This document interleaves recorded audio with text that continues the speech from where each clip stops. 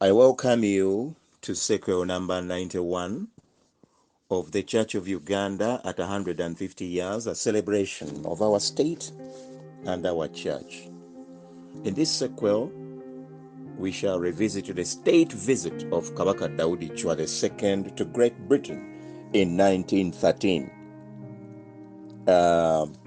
Welcome. I'm Christopher Amos Chikomeko Ntambi.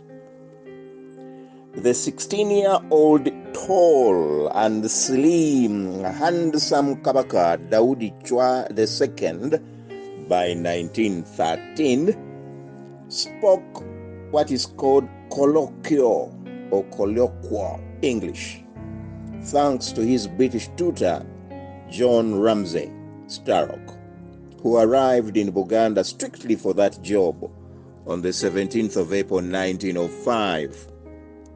Daudi II, therefore, became the first member of the Buganda royal family to ever visit Great Britain, and this was in 1913.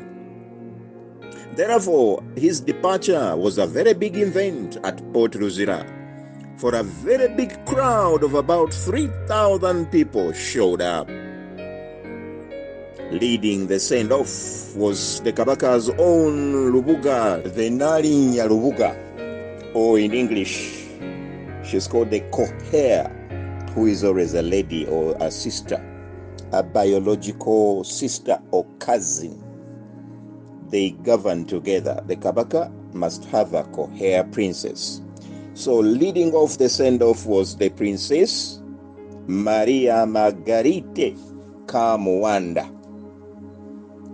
Those who were accompanying the Kabaka to the long journey included the palace chief of chief, Omusalosalo Tefiro Kungu Chisosonkole, Sechibobo Ham Mokasa, Chadondo County Chief, the Kago, Amon Blasio, the County Chief of Busuju, Kasuju Semeon Subuga, and the Kabaka's private tutor,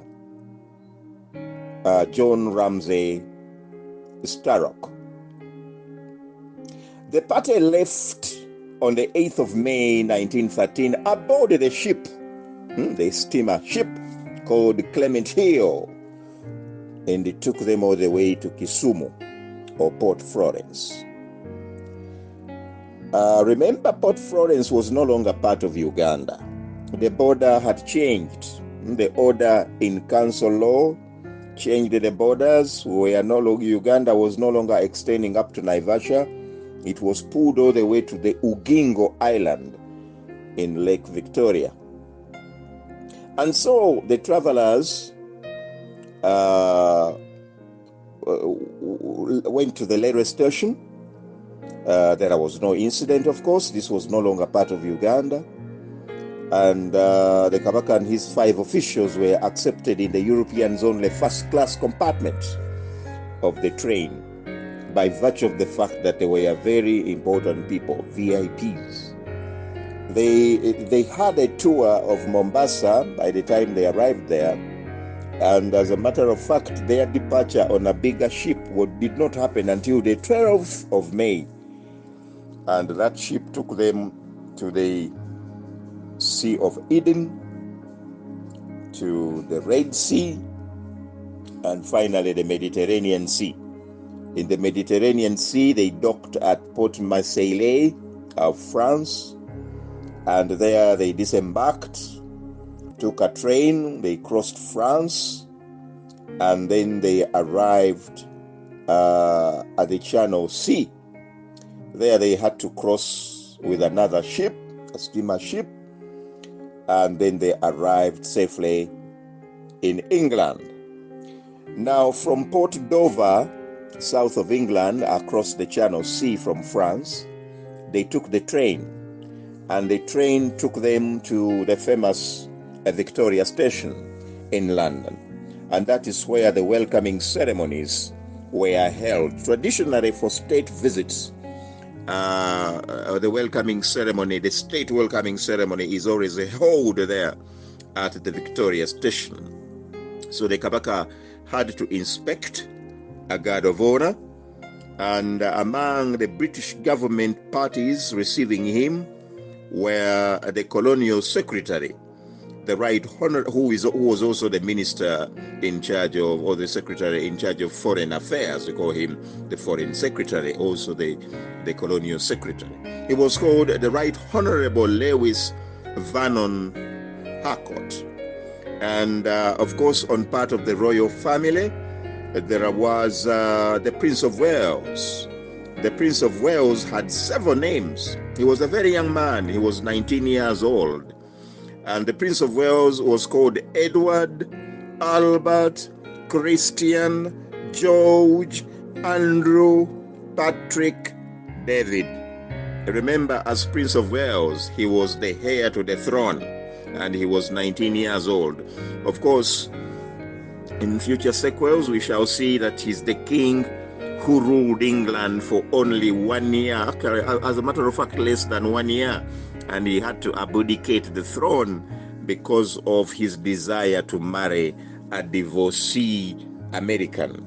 But that is for the future sequels. But I just want to let you know that this is the prince who welcomed Ccwa at the Victoria Station. And he was 19 years, while Ccwa was kind of 16, heading into the 17th year. But he was around 16, 17. Then, after the welcoming ceremonies at the Victoria Station in London, the Kabaka then was passed on to the hands of the Church Missionary Society. The Church Missionary Society welcomed him very warmly, and he laid the foundation stone at the spot of their new headquarters in Salisbury Square, London. Now, during Ccwa's visit to the United States, he was warmly received by the retired Bishop Alfred Tucker. He was also met by the retired Archdeacon Robert Walker. And it was not until the 24th of June, 1913, that Daudi Ccwa II was able to have an audience with the British King, George V, the father of the Prince of Wales, who met Ccwa at the Victoria Station. They met at Buckingham Palace on the 24th of June 1913. In that meeting, also present was the British Colonial Secretary, the Right Honorable Lewis Vernon Harcourt, who was also there at the Victoria Station when Daudi Ccwa II first arrived in England. Now, among us the many things that happened during his visit, Daudi Ccwa, you remember he had got some money. The 1900 agreement gave him a bonus of about 500 sterling pounds. So he was able to buy himself a car. He purchased a 20 HP standard car from a company called Standard Motor Cars. And the price was 487 sterling pounds of that time. So Daudi Ccwa II had to learn how to drive that car, the 20 HP standard. And he had to use the roads of London to learn how to drive. So this was a state visit, but very funny. It took a very long time. It's not like a 3-day or 5-day official state visit. He was in London. He was in the UK for many, many, many weeks, as we shall see later in this sequel. Now, because of that, having bought a car, no wonder he became 17 years when he was in London. On the 8th of August, he became 17 years. And what a way to celebrate his birthday, in a new car. So he ordered that the car be loaded on a ship so that it could arrive in Uganda ahead of him. He wanted the car to pick him from Luzira to his palace. And so the car was shipped on a ship called the SS Admiral, Hamburg, Germany. It was a German ship, and it left on the 17th of September 1913. and it headed to Eastern Africa. Now, the British newspapers celebrated the arrival of Kabaka Ccwa in London. They celebrated the king, the African king, being received in London in a very special way. And so the British Times of 15th July 1913 is the one I want to quote. What did they have to say about the visit of Ccwa II to Great Britain? They said in part that he visited the Auckland Castle after driving from Durham. Remember, Durham was the home of Bishop Alfred Tucker, and they took a photograph there. The photograph was published in the newspaper. That paragraph, I've took the trouble. You see it on today's audio video. I've named it 1, 2, 3, 4, 5, 6. 7 is not very clear, 8 is not very clear, 9 is a little bit clear, and 10 is a little bit clear. Now, in that group photograph, the only person that was not described was the lady, the European lady, number 7.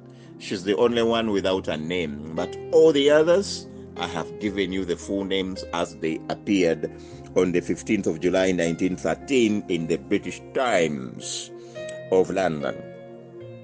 The newspaper went on to say that the Kabaka who was visiting had charmed all by his simple dignity and his cordial friendliness, that he spoke faultless English, and of course, here we have to thank his tutor, the British John Ramsay Starrock. He did a great job. And now a whole British Times of London is praising how Kabaka Ccwa spoke faultless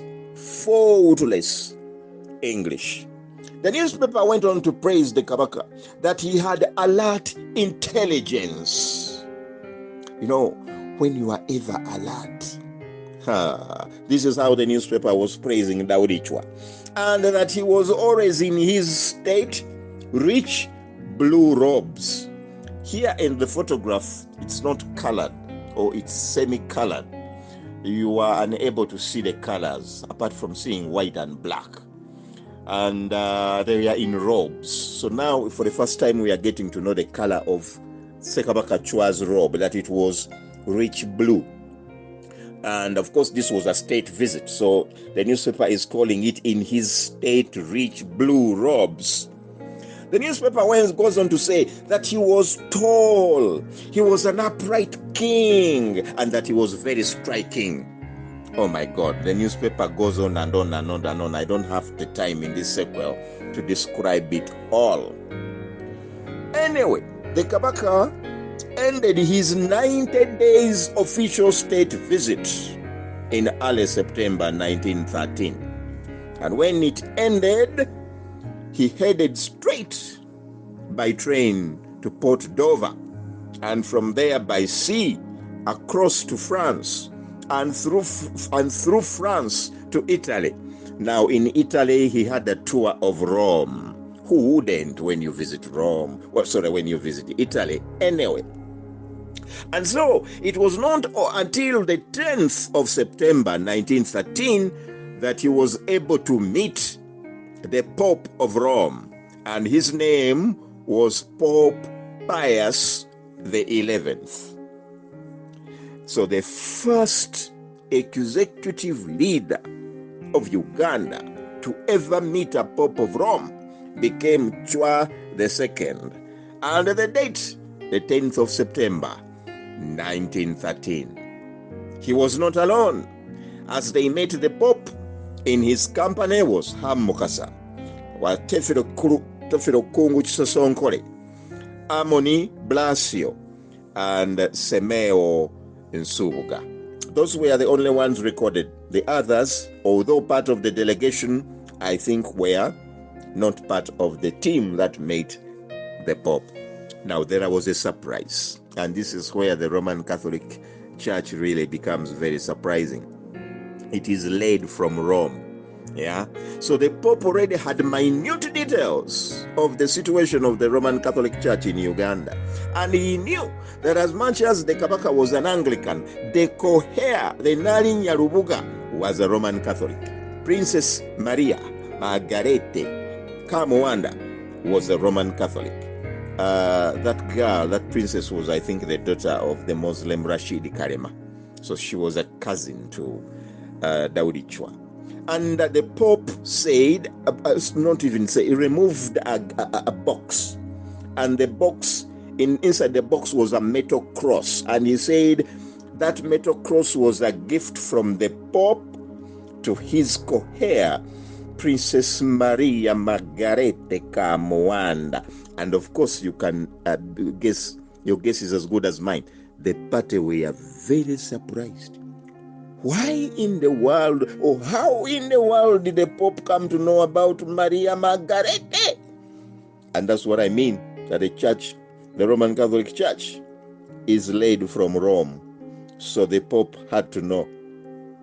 Anyway, on the 13th of September 1913, the traveling party left Italy at Port Naples and they returned into the Mediterranean Sea. They went round in the Suez Canal, then they entered the Red Sea, into the Sea of Eden. Of course, they had a rest at Port Eden before, of course, going on all the way to Mombasa. I must stress, the Kabaka never went to Zanzibar.